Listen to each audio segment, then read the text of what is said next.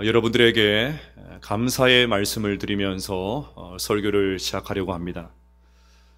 지난 주일 설교 때 입대 사수를 하고 있는 아들을 위한 기도 부탁을 드렸는데, 주중에 육군과 해군에서 동시 합격 통보를 받았습니다. 이제 선택해서 입대할 수 있게 되었습니다. 할렐루야. 둘째 딸이 가족 톡방에 올라온 병무청 통보서를 보더니 이런 댓글을 달았습니다. 기도의 힘. 그렇지요. 기도의 힘이 정확합니다. 강풍을 만나지 않는 것이 제일 좋지만 어차피 그런 인생은 없는 것이고, 강풍을 만나면 그냥 엎드릴 수밖에 없습니다. 내가 혼자가 아님을 알고 옆에 있는 성도들과 구역 식구들과 같은 좋은 믿음의 동력자들에게, 그리고 중보기도부에 적극적으로 알려서 함께 기도해야 됩니다. 무엇보다 나는 하나님을 믿노라. 그 힘든 상황에서도 끝까지 하나님을 신뢰해야 됩니다. 머리에서 떠나지 않는 왜라는 질문, 왜 나에게 이런 일이 벌어지나, 그 질문은 내려놓고 그냥 엎드려서 기도해야 됩니다. 이렇듯 지난 주일에는 바울에게 닥친 광풍에 초점을 맞추어서 어떻게 광풍을 통과할 것인가, 그 말씀을 드렸습니다. 오늘은 계속되는 광풍의 현장 속에서 배에 좀 초점을 맞추려고 합니다. 왜냐하면 제 눈에는 이 강풍이 직격한 난파선이 마치 이 세상처럼 보이기 때문입니다. 목사님, 이 화려한 세상이 무슨 난파선입니까? 이런 질문이 생기는 분도 계실 텐데, 정말 그렇습니까? 이 세상이 아무리 화려하고 아무리 발전해도 예수님이 없으면 결국 망하는 것 아닙니까? 지금은 잘 나가는 것 같아도 예수님이 없는 인생, 결국은 실패한 인생 아닙니까? 이것 때문에 바울이 생명 걸고 복음 전하고 있는 것 아닙니까? 그 고생을 하고도 기어이 로마에까지 가서 복음을 전하겠다고 또다시 그 고생을 자초하고 있는 것 아닙니까? 특별히 오늘 본문에서 제 눈을 사로잡은 것은 마지막 44절입니다. 마침내 사람들이 다 상륙하여 구조되니라. 마침내 사람들이 다 상륙하여 구조되니라. 37절에 나오는 대로 그 배에 탔었던 276명이 모두 구조가 되었다는 말입니다. 여기에 나오는 구조라는 말을 구원으로 바꾸면 더 의미가 살아납니다. 그 비극적이고 절망적인 상황에서 배에 탄 모든 사람들이 구원을 받았습니다. 오늘날 세상은 강풍에 휩싸여 있습니다. 인류 전체가 거대한 광풍으로 인해서 죽음에 내몰려서 살아가고 있습니다. 죽음에는 어느 누구 한 사람 예외가 없습니다. 우리의 인생은 위기의 연속입니다. 인생이라는 배는 수시로 난파를 당하고 표류를 당할 때가 너무너무 많습니다. 목적 없이 떠돌아다니다가 암초를 만나서 좌초를 당하고 침몰을 해버립니다. 인간적인 수단과 방법을 모색해보지만 한계를 절감합니다. 절대 우리는 우리 스스로를 구원할 수가 없습니다. 우리를 구원하실 수 있는 분은 오직 한 분, 예수 그리스도밖에 없는 줄로 믿습니다. 생각이 여기까지 이르자 저희의 시선은 276명을 구조한 바울에게로 향했습니다.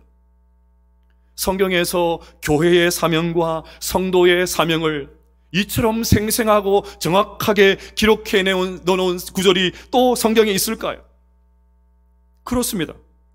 사도 바울이 276명의 생명을 구원해낸 것입니다. 여기서 우리는 성도의 사명을 묻지 않을 수가 없습니다. 그래서 오늘은 난파선과 같은 이 세상에서 성도가 어떤 역할을 감당해야 될지를 살펴보면서 은혜를 나누려고 합니다. 첫째로 세상에 소망을 주는 성도가 되어야 됩니다. 지난주에 살펴본 20절 말씀을 여러분 다시 한번 보도록 하겠습니다. 여러분 스크린 안 나오죠? 20절 성경을 보겠습니다. 여러 날 동안 해도 별도 보이지 아니하고 큰 풍랑이 그대로 있음에 구원의 여망마저 없어졌더라. 캄캄한 바다에서 풍랑에 떠밀려서 이리저리 표류하면서 모두가 죽음의 공포에 떨고 있습니다. 그런데 그 중에 오직 한 사람, 바울만이 일어나서 말을 합니다. 21절을 보십시오. 바울이 가운데 서서 말하되. 정말 충격적인 장면입니다. 항해의 잔뼈가 굵은 그 전문 선원들, 수많은 전장을 누볐던 그 로마의 군인들, 지중해를 오가면서 수많은 풍랑을 경험했던 상인들은 다 떨고 있는데 오직 제수 바울만 당당하게 서 있습니다. 바울이 그들 가운데 서서 당당하게 일어나더니 말을 이어갑니다. 22절을 보시면 내가 너희를 권하노니 이제는 안심하라. 너희 중 아무도 생명에는 아무런 손상이 없겠고 오직 배뿐이리라. 바울은 지금 배는 파손당하겠지만 아무도 죽지 않을 것이라는 희망의 메시지를 전합니다. 여러분, 이것이 성도의 사명입니다. 교회는 세상에 위로를 전해주어야 됩니다. 성도는 절망하고 있는 세상을 향해서 소망을 전해주어야 됩니다. 괜찮다고 말해주어야 됩니다. 안심하라고 일러주어야 됩니다. 어떻게 그것이 가능합니까? 우리에게는 하나님의 말씀이 있기 때문입니다. 바울이 홀로 일어나서 사람들에게 소망의 메시지를 전한 이유도 하나님의 말씀이 있었기 때문입니다. 23절부터 보시면 내가 속한 바 곧 내가 섬기는 하나님의 사자가 어젯밤에 내 곁에 서서 말하되 바울아 두려워하지 말라. 내가 가이사 앞에 서야 하겠고 또 하나님께서 너와 함께 항해하는 자를 다 내게 주셨다 하였으니 그러므로 여러분이여 안심하라. 나는 내게 말씀하신 그대로 되리라고 하나님을 믿노라. 그런즉 우리가 반드시 한 섬에 걸리리라 하더라. 여러분, 주님께서 파선한 배와 같은 세상의 운명을 교회에 맡기셨습니다. 27장 1절을 보십시오. 배가 출항할 때는 백부장이 바울과 다른 사람들을 맡았습니다. 그런데 이제 배가 파선할 위기가 닥치자 전세가 역전이 되어서 이제는 바울이 백부장과 사람들을 책임지고 있습니다. 여러분, 이것이 성도인 우리의 사명입니다. 우리는 하나님의 약속의 말씀을 붙들고 꿋꿋하게 세상에 소망을 줄 수 있어야 됩니다. 중보기도 훈련을 할 때 마지막 강의로 병든 자를 위한 기도를 강의를 합니다. 왜냐하면 중보기도 제목을 부탁하는 기도 제목 가운데 병고침을 위한 기도가 제일 많기 때문입니다. 성도님들도 그렇고 가족과 지인들 가운데 아픈 분들이 얼마나 많은지 모릅니다. 그래서 우리에게는 능력이 없지만 병든 자를 위해서 기도하라는 하나님의 약속의 말씀을 붙들고 간절하게 기도하는 것입니다. 병든 자를 위한 기도를 강의할 때 제가 마지막에 가장 강조하는 것은 천국과 부활입니다. 아무리 우리가 간절하게 기도를 해도 하나님께서 다 고쳐주시는 것은 아니지 않습니까? 병이 낫지 않으면 기도부터 한 분이나 기도하는 분들이나 낙심이 되지요. 하지만 아무리 병이 나아도 이 땅에서 영원히 살 수 있는 것은 아니지 않습니까? 지금 병이 나았다 해도 언젠가는 세상을 떠나야 됩니다. 그러니 우리의 참된 소망은 천국이고 더 나아가서 부활인 줄로 믿습니다. 저의 선친은 제가 초등학교 6학년 때 교통사고로 세상을 먼저 떠나셨습니다.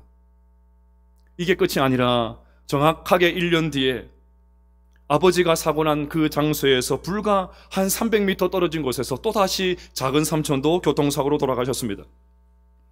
얼마나 많이 울었는지 모릅니다. 얼마나 하나님을 원망했는지 모릅니다. 그래서 제 사춘기 시절은 너무너무 우울했습니다. 제 10대 시절을 기억하면 지금도 잿빛 하늘 같습니다. 그런데 그 절망 속에서도 제가 붙들었던 것은, 그 절망 속에서 제가 일어설 수 있었던 것은 천국이었습니다. 이 땅의 삶이 끝이 아니고 천국이 있다는 것이 너무너무 좋았습니다. 천국에서 다시 아버지 만날 생각으로 버텼습니다. 나중에 천국만 있는 것이 아니고 천국의 끝이 아니라는 것을 알게 되었습니다. 우리 주님께서 다시 오시는 그날, 우리의 육신마저도 영광스러운 몸으로 부활하게 될 것을 붙들었습니다. 아무리 이 땅에서 병으로 고생한 몸이라고 해도 부활할 때 우리의 몸은 깨끗할 것입니다. 입관 때 저의 선친의 몸은 사고로 인해서 차마 볼 수 없을 정도로 망가져 있었습니다. 하지만 그 망가진 몸도 부활 때에는 온전하게 될 것입니다. 사랑하는 여러분, 이것이 성도의 소망인 줄로 믿습니다. 오늘은 사순절 셋째 주일이죠. 예수님께서 왜 예루살렘으로 올라가셨습니까? 우리의 죄를 십자가에서 청산하시고 우리에게 천국을 주시기 위해서 올라가지 않으셨습니까? 사망 권세를 깨고 부활하심으로 우리에게 부활이 있다. 이 땅의 삶이 끝이 아니고 부활이 있다. 그것을 가르쳐 주시기 위해서 올라가지 않으셨습니까? 그러니 파선한 배에 홀로 서서 소망의 메시지를 전하는 바울과 같이 표류하고 있는 이 세상에 천국과 부활의 참된 소망을 전할 수 있는 우리 모두가 되시기를 주님의 이름으로 축복합니다. 둘째로, 세상에서 이타적인 성도로 살아야 됩니다. 바울이 홀로 일어나서 절망한 배사람들에게 소망의 메시지를 전했지만 풍랑은 가라앉을 기미가 보이지 않았습니다. 갈릴리 호수에서 광풍을 잠잠케 하셨던 주님의 그 기적은 끝내 일어나지 않았습니다. 27절을 보십시오. 열나흘째 되는 날 밤에, 오히려 광풍은 열나흘째 2주 동안이나 지속이 되었습니다. 그러니 사도 바울이 배사람들에게 구원을 장담한 지도 적어도 열흘 이상이 지난 것입니다. 배사람들도 처음 사도 바울의 말을 들었을 때에는 뭔가 작은 소망을 가졌겠지만 계속되는 강풍 속에서 이리 구르고 저리 구르고 하면서 어느새 소망은 의심으로 바뀌게 되었을 것입니다. 바로 그때 광풍이 잦아들더니 바울이 탄 배가 어느 섬에 가까워지기 시작을 했습니다. 배가 육지로 가고 있다는 것을 직감한 선원들이 수심을 재어보니까 20길, 즉 37m가 되었고, 조금 더 가서 다시 재어보니까 15길, 즉 27m로 점점 수심이 얕아지고 있었습니다. 수심이 낮아지면 배가 암초에 걸릴 위험이 있으니까 선원들은 서둘러 닻을 내리고 날이 새기를 기다렸습니다. 이제 날이 밝아지면 주변의 상황을 확인한 이후에 모두가 살 수 있는 길이 열린 것입니다. 자, 그런데 이때 아주 은밀하게 움직이는 사람들이 있었습니다. 30절을 보시면 사공들이 도망가고자 하여 이물에서 닻을 내리는 채하고 거룻배를 바다에 내려놓거늘. 이미 닻을 내려서 정박 중인데도 사공들은 뱃머리에서도 닻을 내리는 척하면서 거룻배, 즉 구명정을 몰래 바다에 내렸습니다. 아마 그들은 배가 육지에 가까워질수록 진흙에 걸리거나 암초에 부딪혀서 깨질 수밖에 없다고 판단을 했겠지요. 그래서 슬그머니 구명정에 올라서 자기들끼리만 도망치려고 했던 것입니다. 배와 승객들은 그냥 버리고 자기들만 도망가려고 했습니다. 얕아지는 수심을 보면서 야가지기 시작을 했습니다. 마치 혼자서 빠져나가려 했던 세월호의 선장의 그 비겁하고 이기적인 모습이 생각나지 않으십니까? 여러분, 이것이 인간입니다. 이기적인 인간이 어떻게 행동하는지 오늘 본문이 완전히 그대로 폭로하고 있습니다.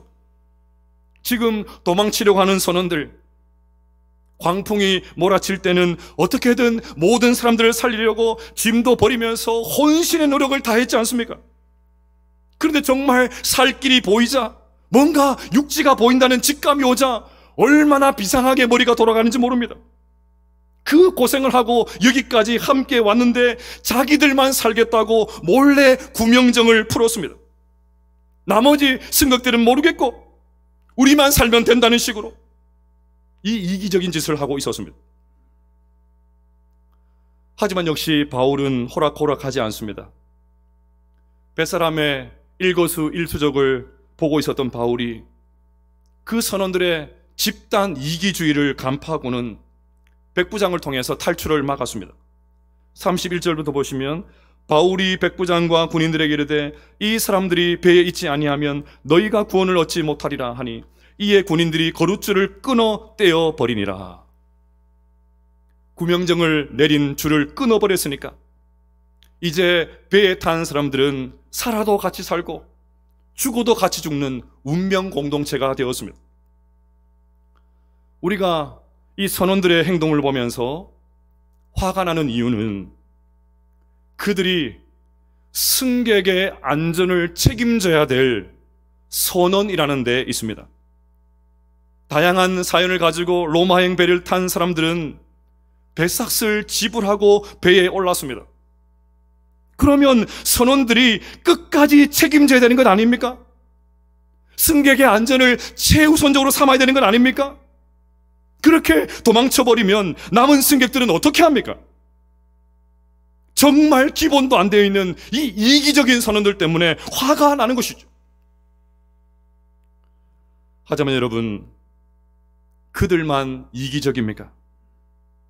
마치 우리가 정말 우리에게 당한 소임을 다 하는 것처럼 화를 내지만 솔직히 우리도 이기적일 때가 얼마나 많습니까? 지난주 화요일에 제가 가르치고 있는 바이블키 성경대학에서 훈련을 받고 있는 한 집사님이 이런 연락을 주셨습니다. 목사님, 오늘 대설주의보라 비상 걸려서 지금 출근해야 될 것 같습니다. 2주 연속 빠져서 죄송합니다. 오늘은 숙제도 다 했는데 갑자기 비상 걸려 특히 더 아쉽네요. 공무원이신 집사님이 갑자기 눈이 내리는 바람에 비상이 걸려서 성경 공부에 참석을 하지 못하시고 다시 직장으로 가셨던 것입니다. 연락을 받고 제가 이런 답장을 드렸습니다. 네, 집사님, 아쉽지만 직장 일에 최선을 다하는 것을 하나님이 더 기뻐하시지요. 수고 많으시겠습니다. 직장에서 월급을 받는 성도가 주중에 가장 많은 신경을 써야 될 곳은 직장입니다. 직장에서 일한 대가로 봉급을 받는 사람이 도리어 교회 일에 정신이 팔려 있다면 그 사람은 좋은 성도가 아닙니다. 같은 직장 동료가 볼 때 그런 성도들과 오늘 본문에 나오는 자기만 살겠다고 구명정을 내린 이 이기적인 선원들과 무슨 차이가 있겠습니까? 저는 지금의 혼란스러운 나라 상황을 보면서 누구 하나 책임지려는 사람이 없다는 것이 너무나도 안타깝습니다. 전부 다 자기만 살려고 합니다. 너나 할 것 없이 집단 이기주의에 빠져 있습니다. 사회 각계 계층의 사람들이 너나 없이 하나밖에 없는 구명정을 슬쩍 내려가지고 자기만 살겠다는 이 이기적인 선언이 되면 나라가 어떻게 되겠습니까? 하지만 다른 사람 손가락질 할 것도 없습니다. 오늘 본문의 이 이기적인 선언이 사실은 우리의 모습이기 때문입니다. 하나님을 믿는다고 하면서 나밖에 모르지 않으셨습니까? 내 이익이 걸린 문제 앞에서는 철저하게 이기적으로 행동하는 우리들이지 않습니까? 그렇다면 오늘 본문의 이 이기적인 선언을 통해서 우리에게 들려주시는 하나님의 엄중한 음성을 들을 수 있어야 됩니다. 사랑하는 여러분, 이 이기적인 세상 속에서 이타적인 성도로 살아가게 되시기를 주님의 이름으로 축복합니다. 예수님의 십자가로 구원받은 우리는 절대로 이기적으로 살아서는 안 됩니다. 당연히 이타적으로 살아야 됩니다. 사순절을 보내면서 우리를 살리기 위해서 기꺼이 고난의 자리에 자신을 내던지시고 당당하게 십자가를 지셨던 그 이타적인 주님, 많이 묵상하게 되시기를 바랍니다. 그래서 우리 모두도 이타적인 성도도 이 땅에 살아가게 되시는 우리 모두가 되시기를 주님의 이름으로 축복합니다. 셋째로, 세상에 생명을 주는 성도가 되어야 됩니다. 지난밤에 한바탕 소동이 그치고 드디어 날이 밝았습니다. 날이 밝자 바울의 리더십이 빛을 발합니다. 33절을 보시면 날이 새어가매 바울이 여러 사람에게 음식 먹기를 권하여 이르되 너희가 기다리고 기다리며 먹지 못하고 줄인 지가 오늘까지 열나흘인즉. 14일을 표류하면서 사람들이 전혀 먹지를 못했습니다. 아니, 죽음의 공포로 인해서 도저히 먹을 수가 없었겠지요. 그때 바울이 사람들에게 음식을 먹으라고 독려합니다. 34절입니다. 음식 먹기를 권하노니 이것이 너희의 구원을 위하는 것이요 너희 중 머리카락 하나도 잃을 자가 없으리라 하고, 배는 더 이상 앞으로 나갈 수도 없고 이제 눈앞에 보이는 육지에 가려면 헤엄을 쳐서 가야 되는데 14일 동안 굶은 사람이 무슨 힘으로 헤엄을 칠 수가 있습니까? 뭐라도 먹어야 됩니다. 그래서 35절부터 보시면 떡을 가져다가 모든 사람 앞에서 하나님께 축사하고 떼어 먹기를 시작하며 그들도 다 안심하고 받아 먹으니. 여러분, 바울의 모습을 한번 상상해 보십시오. 사색이 되어서 우는 사람들, 죽게 되었다고 탄식하는 사람들, 이리저리 치이면서 기절해서 의식을 잃은 사람들, 그 사람들에게 바울이 일어나서 하나님의 말씀으로 위로의 메시지를 전했습니다. 그리고 손에 빵을 가지고 하나님 앞에 감사 기도를 드리고 모든 사람들에게 음식을 권합니다. 그러자 절망하고 있었던 사람들끼리 음식을 받아 먹더니 기력을 찾기 시작을 합니다. 결국 44절을 보십시오. 그 남은 사람들은 널조각 혹은 배 물건에 의지하여 나가게 하니 마침내 사람들이 다 상륙하여 구조되니라. 바울이 먹여준 그 음식으로 힘을 얻은 사람들이 헤엄을 쳐서 배에 타섰던 276명 모두가 살게 되었습니다. 죽어가는 세상에 생명을 주는 것, 그것이 성도의 사명이고 교회의 사명인 줄로 믿습니다. 그런데 여러분, 탄핵 정국을 보내면서 교회가 생명을 주는 것이 아니고 사람들을 선동하고 사람들을 갈라치게 하고 증오하게 만들고 심지어 사람들의 생명까지 겁박하는 모습을 보이고 있습니다. 저는 이것이 너무너무 안타깝습니다. 주님의 마음이 얼마나 아프실까요? 교회는 생명을 주는 곳인데, 교회는 생명을 전하는 곳인데, 교회를 통해서 위로의 메시지가 나가야 되는데, 교회가 앞장서서 사람들을 선동하고 갈라치게 하고 험악한 말들을 쏟아내는 주님의 마음이 얼마나 아프실까요? 물론 자신의 정치 신념을 따라서 계엄을 해석하는 것이 다를 수가 있다고 생각을 합니다. 이 자리도 다 다르실 거예요. 하지만 아무리 반대 진영에 있는 사람이 밉다고 해도 함부로 사람의 생명을 운운하는 그런 말을 해서야 되겠습니까? 얼마 전 목사라는 사람의 입에서, 그것도 한국에서 가장 큰 교단의 신학교 교수를 지낸 분의 입에서 이런 말이 나왔습니다. 야당 대표 이 아무개의 암살 계획에 성공을 빈다. 여러분, 이게 정말 살인하지 말라는 6계명을 믿고 설교하고 가르치는 목사의 입에서 나오는 말이 맞습니까? 야당도 다르지 않습니다. 야당 대표가 대통령 권한 대응이 마음에 들지 않는다고 공개적으로 몸조심하시오, 이런 나라가 되어버렸습니다. 여러분, 나라가 진영으로 나뉘어져서 서로 죽이고 으르렁거릴 때 우리도 똑같이 놀아나서는 안 됩니다. 같이 거칠어져서는 안 됩니다. 우리는 생명을 살려야 됩니다. 죽어가는 사람을 살리는 것이 교회의 사명인 줄 믿습니다. 우리는 생명을 살려야 돼요. 이런 측면에서 예배를 마치고 부르는 축복의 통로, 이 축복성이 새롭게 다가왔습니다. 당신은 하나님의 언약 안에 있는 축복의 통로, 당신을 통하여서 열방이 주께 돌아오게 되리.